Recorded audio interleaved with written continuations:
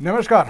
નિર્માણ ન્યૂઝની વિશેષ રજૂઆત ટુ ધ પોઈન્ટ કાર્યક્રમ સાથે હું છું યજ્ઞ ત્રિવેદી. દર્શક મિત્રો, આજે ટુ ધ પોઈન્ટ કાર્યક્રમમાં આજે આપણે ચર્ચા વિચારણા કરવા આવ્યા છીએ એક બહુ મહત્વના મુદ્દાને લઈને, કે જેમાં એક બાબતને અત્યારે તો ઉમેરવામાં આવી છે કે અકસ્માતોની સંખ્યા તો ક્યાંક દિવસે ને દિવસે વધી રહી છે, પણ તેની સાથે ઓવર સ્પીડિંગના કેસમાં પણ સતત વધારો જોવા મળી રહ્યો છે. ઓવર સ્પીડિંગની વાત જ્યારે આવતી હોય તો ત્યારે જો રાજ્યની વાત કરવામાં તો દર 21 કલાકે રોજ 500ના અકસ્માતના જે સમાચાર તો સામે આવતા હોય છે, પણ તેની સાથે ક્યાંક સવાલ પણ એ થતો હોય છે કે ટ્રાફિક મેનેજમેન્ટ સિસ્ટમ જે અત્યારે તો બનાવવામાં આવી છે તેમાં ક્યાંક અભાવ જોવા મળી રહ્યો છે. અભાવ એટલે કેવી રીતનો અભાવ કે પોલીસે અત્યારે તો દંડને વસૂલવાની જે શરૂઆત તો કરી દીધી. દરેક વખતે એક એમ કે એક ચાન્સ આપવામાં આવે છે કે ભાઈ તમે સુધરી જાઓ, આ પરિસ્થિતિ છે અત્યારે તો એમાં યોગ્ય રીતે કામગીરી કરવી છે અમારે, તો એક ચાન્સ દરેક લોકો આપતા હોય છે. પણ એ ચાન્સમાં ક્યાંક એવી પરિસ્થિતિ જોવા મળતી હોય છે કે ક્યાંક એમ લાગતું હોય છે કે ના અત્યારે તો બીજું શું કરશે, દંડ જ અત્યારે તો વસૂલ છે ને, અન્ય કોઈ પણ બાબત અત્યારે તો નહીં જોવા મળે તેવી પણ બાબત જોવા મળતી હોય છે. એટલે કે ક્યાંક દંડ વસૂલાતની જે બાબત જોવા મળતી હોય છે એ પણ ક્યાંક અત્યારે તો લોકો એમ કે ટેકન ફોર ગ્રાન્ટેડ લેતા હોય છે કે ના અત્યારે આ પ્રકારની પરિસ્થિતિ ના જોઈએ, અત્યારે તો આમ ના થવું જોઈએ, એવી બધી બાબતો. આડેધડ વાહન ચલાવનારાઓ સામે આરટીઓ કે પોલીસ તંત્રનું કોઈ નિયંત્રણ હોતું નથી તેવી બાબત પણ અત્યારે તો જોવા મળી રહી છે. તો બીજી બાજુ નીતિન ગડકરી કે જે રોડ ટ્રાન્સપોર્ટ જે મિનિસ્ટર છે કેબિનેટમાં, એ પણ પાછા દિલ્હી ખાતે કે જ્યાં દુનિયામાં રોડ અકસ્માતમાં ભારતનો રેકોર્ડ સૌથી ખરાબ છે તેવી બાબતમાં તેમના દ્વારા અત્યારે તો જે કહેવામાં આવી છે. તો અત્યારે જે પ્રમાણેની પરિસ્થિતિ જોવા મળી છે, સવાલ ઘણા બધા અત્યારે તો જે યથાવત જોવા મળતા હોય છે, તમામ મુદ્દાઓ પર ચર્ચા વિચારણા કરીશું. ચર્ચા વિચારણા કરવા માટે અમારી સાથે જોડી ગયા છે ડૉક્ટર પ્રવીણ કાનાબાર કે જેઓ એક્ટિવ ટ્રાફિક કન્સલ્ટેટિવ કમિટીના પ્રેસિડેન્ટ છે, અને સાથે સાથે યોગેશભાઈ મિસ્ત્રી આપણી સાથે જોડી ગયા છે કે જેઓ રોડ સેફટી એક્સપર્ટ છે. જે આ બંનેનું સૌથી પહેલાં તો સ્વાગત છે. Thank you. પ્રવીણભાઈ, અત્યાર સુધી આપણે અકસ્માત ઉપર ઘણી બધી ડિબેટ્સ કરી, ઘણી બધી ચર્ચા કરી. હા, ઘણા બધા ઇમ્પ્લિમેન્ટેશન એ આપણા વતી પણ અત્યારે તો જોવા મળ્યા છે, કારણ કે આપ જાણો છો કે ટ્રાફિક ઉપર આપણે જે ડિબેટ કરી હતી ત્યારબાદ રાજ્ય સરકાર સફાઈ જાગી હતી અને જે પ્રમાણે દંડ વસૂલાત અને ટ્રાફિક ડ્રાઈવ પણ એક શરૂ કરવામાં આવી હતી.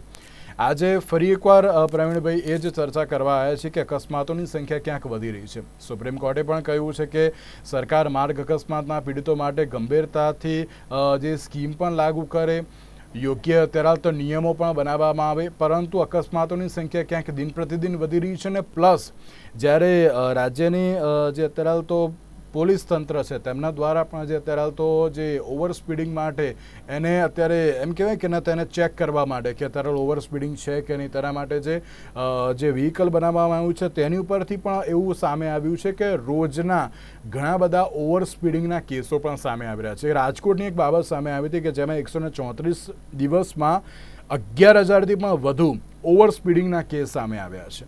સૌથી પહેલાં આપની પ્રતિક્રિયા પ્રવીણભાઈ. પહેલી વાત તો એ કે મને બોલાવવા બદલ આભાર. બધા જે જોઈ રહ્યા છે પ્રોગ્રામ એ બધાને પણ નમસ્કાર મારા. તમારી વાત જે તમે કહી ને ઓવર સ્પીડિંગ થઈ જ રહ્યું છે. ખાલી આપણે આંખ બંધ રાખી છે, આપણે જોતા નથી, કારણ કે આપણે આંખ બંધ રાખી છે. આપણી પાસે એવી આપણે મશીનરી ગોઠવી કે જેથી કરીને આપણા દરેક કેમેરા ઓવર સ્પીડિંગ પકડી શકે. આપણા કેમેરા જે રૂલ્સ છે રોડના એ બધા જ પકડી નથી શકતા.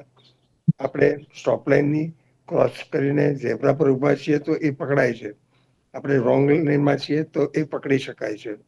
પરંતુ આપણે ઓવર સ્પીડિંગ કરી રહ્યા છીએ એ પકડતા કેમેરા હજી આપણા ચાલતા હોય એવું મને દેખાતું નથી. કારણ કે આપણે જે કંઈ દંડ કરીએ છીએ આવા વસ્તુ માટેના દંડ થાય છે. આપણે જ્યારે પણ રોડ પર હોઈએ છીએ ત્યારે આપણે જોઈએ છીએ કે એવા લોકો છે કે જે લોકો અકસ્માત કરવા તૈયાર જ છે. આજનો દાખલો આપું કે આજે મર્સિડીઝ ગાડીએ રેડ લાઇટ હતી છતાં બ્રેક કરી, જમ્પ કરી અને ભાઈ જતા રહ્યા. મારી બહુ ઈચ્છા હતી કે હું ફોટો પાડું, પણ મારો કેમેરાથી ફોટો પાડું એ પહેલા તો એ જતા રહ્યા. રોજે રોજ આપણે જોઈએ છે કે લોકો નિયમોનો ભંગ કરે છે. જે લોકો ભણેલા છે, ગણેલા છે, જે લોકો પૈસાદાર છે, એ પણ જો બધા અકસ્માત કરવા માટે આવા બધા ભંગ કરતા હોય, રેડ લાઇટ જમ્પ કરતા હોય, તો આપણે બીજા જે રિક્ષા ચલાવે છે, જે લોકો ટુ વ્હીલર ચલાવે છે, અથવા ઇવન જે લોકો ભાડાના ખટારા, નાના ગાડીઓ ફેરવતા હોય છે, તો આપણે એમાં શું એક્સપેક્ટ કરીએ? તમે જુઓ સાહેબ કે અત્યારે જે લોકો ફૂડ લઈ જનારા, દાખલા રૂપે સ્વિગી છે કે એના જેવા, તો જે લોકો 10 મિનિટમાં 5 મિનિટમાં વસ્તુ પહોંચાડવાનું પ્રોમિસ આપે છે, એ પ્રોમિસ જ કેવી રીતે આપી શકે? કોઈ પણ વ્યક્તિ એમ કે હું આટલા ટાઈમમાં તમારું આ પહોંચાડી દઈશ, તો એ કેટલાને મારશે અથવા એ પોતે મરશે. બીજું, જે લોકો ઝડપથી જાય છે એમને કંઈ નથી થતું, એમનાથી લોકો ડરે છે, જે ડરે છે એને અકસ્માત થાય છે. એટલે મારી દ્રષ્ટિએ અકસ્માત રોકવા માટે એક તો વધારે પડતું નિયમન લાવવાની જરૂર છે, અને બીજું દંડો દેખાય રોડ ઉપર એની બહુ જરૂર છે. અનફોર્ચ્યુનેટલી આપણા પોલીસ કર્મચારીઓ સિન્સિયર છે, એમના સાહેબો તો કેટલા સારા છે, મને ખબર છે કે ઘણા બધા મારા મિત્રો છે એમાંના, અને એ લોકો સુંદર કામ કરે છે એ પણ મને ખબર છે. પરંતુ લોકો જે નાના નાના છે, ખાસ કરીને હું જે નિયમ જોયા કરું છું કે જેટલા યલો નંબર પ્લેટ વાળા હોય એ બધા દોડા દોડ કરે છે. બીજા જે લોકો મોટી ગાડીઓ વાળા છે એ પણ દોડા દોડ કરે છે, જાણે કે એમને કંઈ પડી જ નથી. જેની મોટી ગાડીઓ છે એમને એટલા માટે પડી નથી કે એમની પાસે પૈસો છે, એટલે દે કેન મેનેજ. અને જે લોકો નાના છે એ લોકો એમના નેમ પ્લેટ કે નંબર પ્લેટ એવું વાળીને રાખે, કંઈક કરે ગરબડ, તો પકડાય નહીં. હવે સ્પીડિંગ પકડવા માટે તો કેમેરા જ જોઈએ બધે, સ્પીડ પકડવા વાળા કેમેરા. હવે આપણી પાસે 8-10 વ્હીકલ મને લાગ્યા હતા. થોડો વખત પહેલા એક ડ્રાઈવ ચાલેલી ત્યારે એસજી હાઈવે પર આપણે કોઈ 80 થી ઉપર જતા તો એને આપણે પકડતા હતા. હવે એવી રીતે આપણે જો બધાને પકડી શકીએ તો થાય, પણ મારી દ્રષ્ટિએ જે કંઈ જરૂરિયાત છે લાવવાની, એ આપણે જ્યારે જોઈએ છે કોઈને આવી રીતે સ્પીડિંગ કરતા, અકસ્માત કરે એવી રીતે ડ્રાઇવિંગ કરતા, લોકો સરપંટાઇલ ડ્રાઇવિંગ કરે છે, ડાબી બાજુ લેનમાં ઊભા રહે અને એને જવું છે જમણી બાજુ રાઈટ ટર્ન લેવો છે, જ્યારે લાલ લાઈટ ચાલુ થાય ત્યારે એ બાજુ ઘૂસીને સીધો જમણી બાજુ જવા થાય છે. પછી એક્સિડન્ટ ના થાય તો શું થાય? એટલે કે જે કંઈ તકલીફ થઈ રહી છે એ આપણે બધા સુધરવા તૈયાર નથી. આપણે બધા મારામારી દોડા દોડમાં છીએ. હું પહેલો, મારે જલ્દી જવું છે, આ અનફોર્ચ્યુનેટ વસ્તુ થઈ છે કે જેથી લોકો સ્પીડિંગ કરે છે. આ સાયકોલોજી આપણી જે છે એ કેવી રીતે બદલવાની? એના માટે તો આપણે જ બદલવું પડે, અને એવા સંસ્કાર આપણે આપવા પડે કે આપણે ઉતાવળ કરવી ના જોઈએ. જ્યાં સુધી આપણે રસ્તા પરના બીજા ડ્રાઈવરને આપણો પાર્ટનર છે અને એના પ્રત્યે મારી 100% જવાબદારી થાય છે કે એને એક્સિડન્ટ નહીં થાય, જ્યાં સુધી હું એવું વિચારતો નહીં થઉં ત્યાં સુધી સ્પીડ ઓછી કરવાનું નથી. આ હાલત આપણી છે અત્યારે. બિલકુલ સાચી વાત છે. ને જ્યારે એમ કહેવાય કે જ્યારે કેબિનેટ મંત્રી પણ અત્યારે એમ કહેતા હોય કે અત્યારે આ પ્રકારની પરિસ્થિતિ છે, તમારે સમજવું જરૂરી છે, તમે ક્યાંક સમજતા નથી. દર વખતે આપણે સમજાવવાનો ટ્રાય કરીએ છીએ. નિર્માણ ન્યૂઝે અત્યાર સુધી ઘણી બધી ડિબેટ્સ આમાં કરી છે. પ્રવીણભાઈ, તમે જ હતા મારી સાથે, ઘણી બધી ડિબેટ્સ આપણે તો કરી છે આ મુદ્દા ઉપર, પણ તો પણ અત્યારે તો લોકોને ક્યાંક સમજવું નથી તેવી બાબત પણ સામે આવતી હોય છે. યોગેશભાઈ, અકસ્માતના કેસો વધી રહ્યા છે, પણ તેની સાથે સાથે ઓવર સ્પીડિંગના કેસમાં પણ સતત વધારો જોવા મળી રહ્યો છે. આ તો માત્ર એક જ જગ્યાની બાબત આવી છે, રાજકોટની, કે 11,000થી વધુ કેસ નોંધાયા છે, પણ માત્ર 100 દિવસમાં. જો આ માત્ર અમદાવાદ રાજકોટ હાઈવેની જો બાબત હોય તો પછી વડોદરા એક્સપ્રેસ હાઈવે પણ છે, પછી બીજી બાજુ જામનગર વાવ, એટલે ઘણા બધા એવા હાઈવે છે કે જેમાં ઓવર સ્પીડિંગના ઘણા બધા કેસ સામે આવતા હોય છે. સૌથી પહેલા આપની પ્રતિક્રિયા. નમસ્કાર. કાનાબાર સાહેબે જે રોજના જે ઘટનાક્રમ છે એ બાબતે બહુ સરસ માહિતી આપેલ છે, અને આ જે કાનાબાર સાહેબે જે વાત કરી છે એ આપણે ડેલી રૂટીનમાં આપણે અનુભવતા હોઈએ છીએ, ઓબ્ઝર્વ કરતા હોઈએ છીએ. હવે માળખું એવું છે કે ગાઈડલાઇન્સ, MORTH અથવા તો IRC, ઇન્ડિયન રોડ કોંગ્રેસ, અથવા તો આપણા NHAI, દરેક બાબતે અર્બન એરિયાઝમાં અને રૂરલ એરિયાઝમાં ટ્રાફિકનું નિયમન કેવી રીતે કરવું એની સચોટ ગાઈડલાઈનો ઓલરેડી હાજર છે. આજના જે મુખ્ય મુદ્દા ઉપર આપણે જે વાત કરીએ, જે જીવલેણ અકસ્માતો થાય છે, ગંભીર અકસ્માતો થાય છે, એ બાબતે કરંટમાં જે પરિસ્થિતિ છે રસ્તાઓ ઉપર, એક્સપ્રેસ વે ઉપર, એક્સપ્રેસ હાઈવે ઉપર, એ બધા વાકેફ છે. હવે આને મિટિગેટ કેવી રીતે કરવું એના માટે IRC કોડની જે ગાઈડલાઇન્સ છે, ATMS ગાઈડલાઇન્સ, ATMS ગાઈડલાઇન્સ 2016માં પહેલી વાર પબ્લિશ થઈ છે. ATMS એટલે એડવાન્સ ટ્રાફિક મેનેજમેન્ટ સિસ્ટમ. આ બેઝિકલી જે સિસ્ટમ છે એ એક્સપ્રેસ વે અને નેશનલ હાઈવે ઉપર વેહિકલોને રેગ્યુલેટ કેવી રીતે કરવું, વેહિકલનું બિહેવિયર મોનિટરિંગ કેવી રીતે કરવું, કોઈ ગંભીર અકસ્માત થાય ત્યારે શોર્ટેસ્ટ પીરિયડમાં એ અકસ્માતની જગ્યાએ જે એમરજન્સી સર્વિસીસ છે, ફોર એક્ઝામ્પલ ફાયર બ્રિગેડ છે અથવા તો એમ્બ્યુલન્સ છે, એ સર્વિસીસ તુરંત પહોંચી શકે એના માટેની આ ગાઈડલાઈન છે. એટલે એમરજન્સી માટે પહોંચી વળવા માટેની આ સચોટ ગાઈડલાઈન છે ATMS. આમાં speed cameras, CCTV monitoring cameras, પછી એડવાન્સ કોઈ એક્સિડન્ટ થાય તો એ તરત ટેકનોલોજીથી એ કેચઅપ કરીને જે તે લેવલ પર એસ્કેલેટ કરવાનું છે. એ બધું જ માળખાકીય સુવિધા ટેકનોલોજીનો ઉપયોગ કરીને આમાં દર્શાવવામાં આવેલ છે. 2016ની ગાઈડલાઈન એક્સપ્રેસ વે અને નેશનલ હાઈવે માટે ડિફાઇન કરી હતી, પણ આપણે ગુજરાત રાજ્યમાં જોઈએ તો હું સાઉથ ગુજરાત અને આપણો જે NH48 છે એનાથી બહુ વધારે એક્વેન્ટેડ છું. તો એક્સપ્રેસ વે પર આપણે જોઈએ તો બરોડાથી લઈને અમદાવાદ 90 કે 95 કિલોમીટરનો સ્ટ્રેચ છે. એમાં આજ દિન સુધી આ ATMS ગાઈડલાઈન લગાવેલ નથી.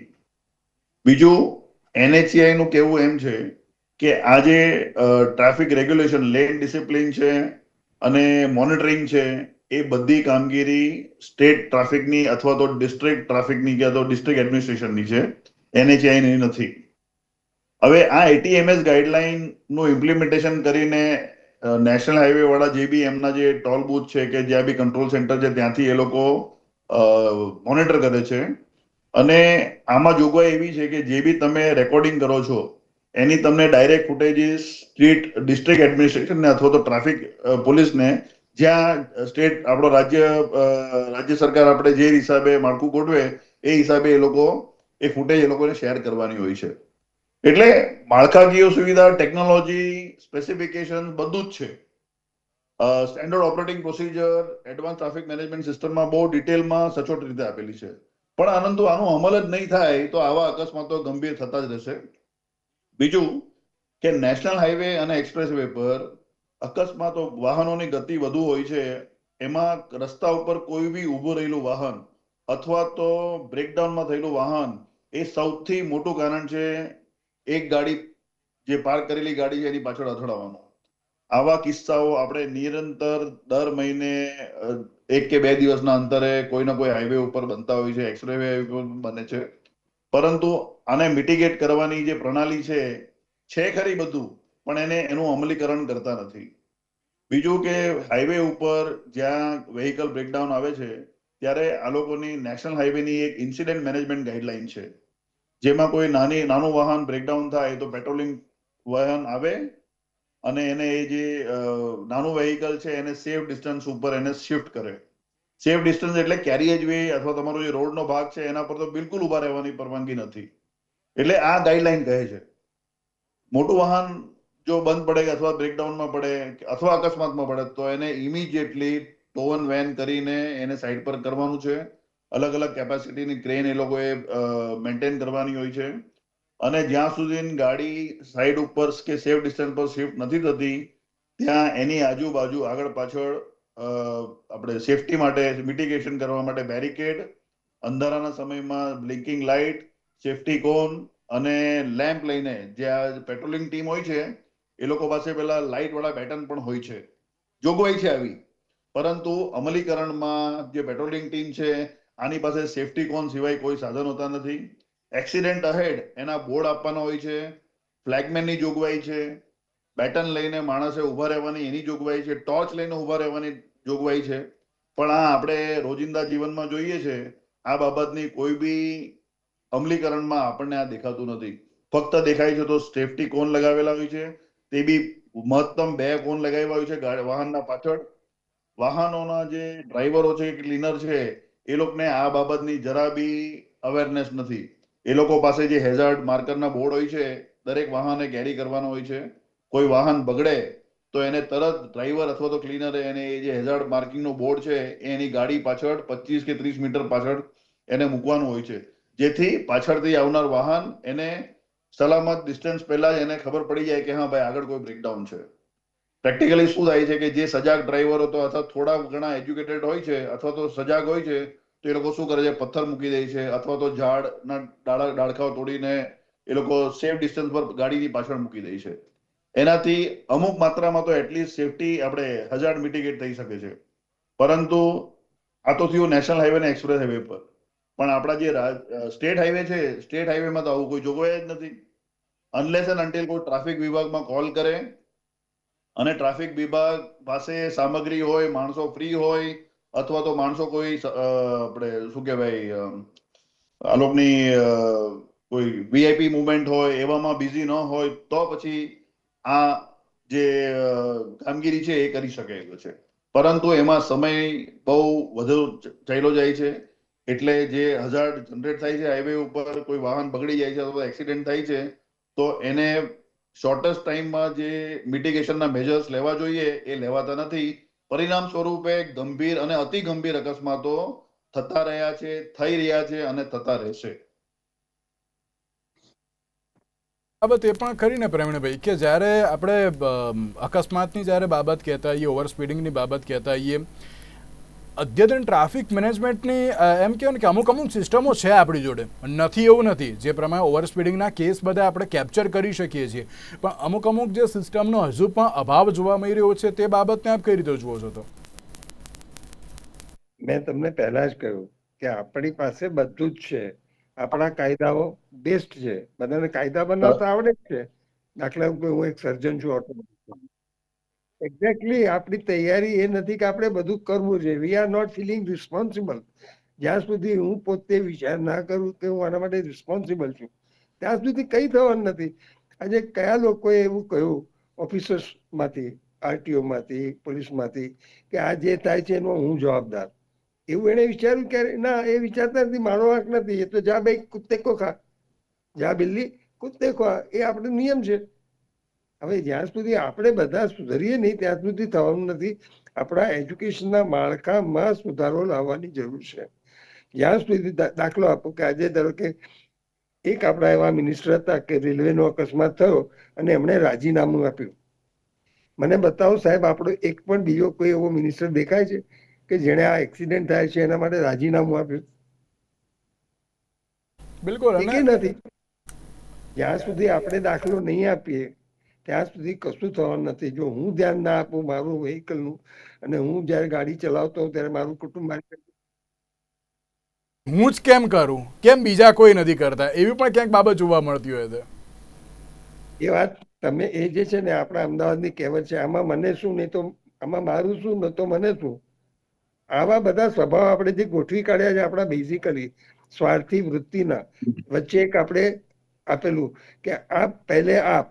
આપણે ત્યાં કોઈ પહેલે આપમાં માનતું જ નથી. પહેલા હું પછી તમે, વાત પતી ગઈ. દોડા દોડ.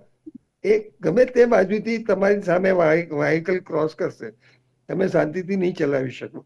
હમણાં ઘણા બધા વિડીયો આવ્યા કે એલ્ડરલી વ્હીકલ છે, એલ્ડરલી ચલાવે છે, તો એવું લખો તમે. જે રીતે કોઈને વાગ્યું હોય અથવા તો લર્નિંગ વાળો હોય તો આવું લગે તો એ પેલો જતો હોય ધીરે, જો મોટી ઉંમર વાળો, તો બીજો એને ગાળ દઈને જશે કે ઝડપથી ચલાવને શું કરે છે ડોફોડ. હવે પેલા ઇવન નોંધ લખી એના પાછળ કે ભાઈ હું ઉંમર વાળો છું, હું ધીરે ચલાવું છું, તો પણ એને ગાળ આપે છે. આપણે જવાબદારી સ્વીકારતા જ નથી ક્યાંય કે મારી જવાબદારી. આપણે એવું જ માનીએ છીએ કે બીજો જવાબદાર છે, બીજાના લીધે એક્સિડન્ટ થયો. કોઈ અથડાવે ને આવીને કે કેમ આવો ઉભો રહ્યો? એટલે ભાઈ હું તો ઉભો જ તો, તું આવીને ઘૂસી ગયો. આવા જોઈએ એટલા દાખલા બને છે. એ કારણ છે, મુખ્ય કારણ, કે જ્યાં સુધી દરેક સ્ટેક હોલ્ડર, હું જે શબ્દ બોલું છું, દરેક સ્ટેક હોલ્ડર, એમાં બધા આવી જાય.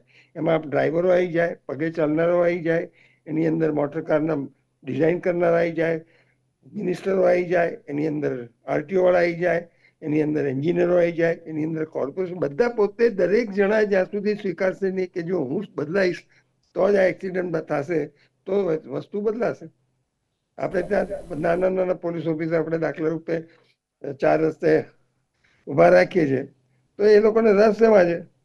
પૈસા લેવામાં. શોધી કાઢવું કે તારામાં શું ભૂલ છે, એના વાંક કાઢવાના અને એને ગમે તેમ કરીને પૈસા પડવા ટ્રાય કરે. હવે આ અનફોર્ચ્યુનેટલી થઈ રહ્યું છે. અને આપણે કેવી રીતે એમાંથી બહાર નીકળવું? તો જ્યાં સુધી આપણે સુધરશું નહીં ત્યાં સુધી નહીં થાય કંઈ.